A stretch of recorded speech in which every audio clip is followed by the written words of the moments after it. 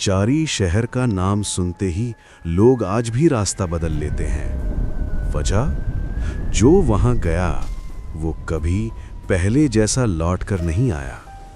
उस रात भी घड़ी में ठीक 12 बज रहे थे। सुनसान सड़क पर एक पुरानी बस आकर धीरे धीरे रुकती है।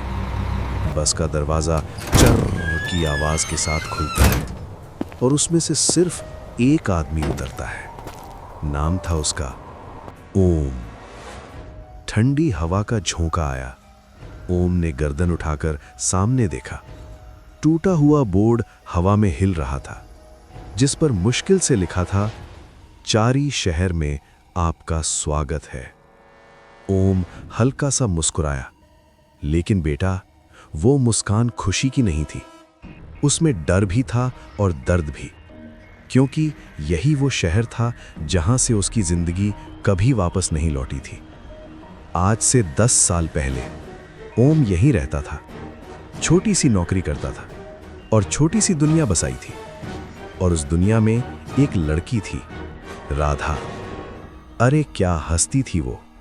पूरा बस स्टैंड जैसे खिल उठता था। हर शाम वो ओम का इंतजार करती। ओम आते ही कहता, राधा, एक दिन मैं तुम्हें यहां से दूर ले जाऊंगा। राधा हंसकर बोलती, कहीं मत ले जाना, मुझे तो बस तुम्हारे साथ रहना है। लेकिन किस्मत को कुछ और मंजूर था। एक रात राधा घर लौट रही थी। सड़क सुनसान थी, हवा भी अजीब चल रही थी। और फिर वो अचानक गायब हो गई। ना कोई चीख, ना कोई आवाज, बस सड़क पर उसकी पायल का टूटा हुआ एक घुंघरू मिला। पूरे शहर में खबर फैल गई। लोग धीरे धीरे कहने लगे, चारी शहर लोगों को निगल जाता है। ओम ने यकीन नहीं किया।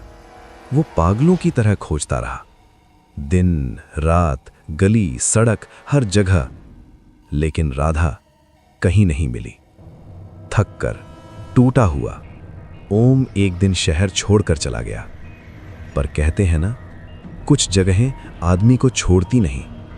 हर रात ओम को एक ही सपना आता, अंधेरा, सुनसान सड़क, और उसमें राधा खड़ी होती।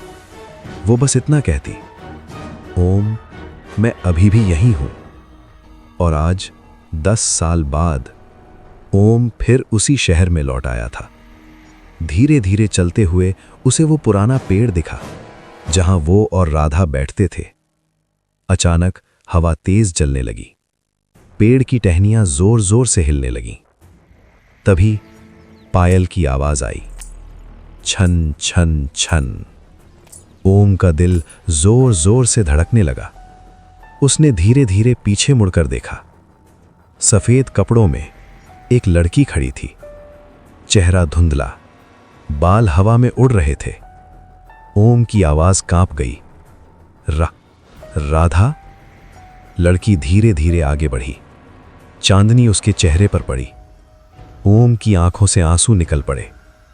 वो सच में राधा थी, लेकिन बेटा, उसकी आंखें खाली थीं, जैसे उनमें अब कोई जान ही ना हो। राधा ने हाथ आगे बढ़ाया और धीमी आवाज में बोली, तुम बहुत देर से आए ओम। अचानक जमीन पर कई पैरों के निशान बनने लगे, जैसे कोई अदृश्य लोग उन्हें घेर रहे हों। हवा में फुसफुसाहट गूंजने लगी। चारी शहर किसी को वापस नहीं जाने देता। राधा ने ओम का हाथ कसकर पकड़ लिया। उसका हाथ बर्फ जैसा ठंडा था। अब तुम भी यहीं रहोगे, मेरे साथ।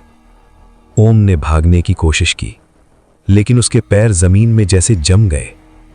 धीरे धीरे दोनों अंधेरे में गायब होने लगे। और अगली सुबह बस स्टैंड पर एक नया बैग पड़ा मिला, जिस पर लिखा था ओम। और पास ही फिर वही पायल की आवाज गूंजी, छन छन छन। कहते हैं चारी शहर आज भी वही है। और कभी कभी रात के 12 बजे बस रुकती है और कोई नया आदमी उतरता है।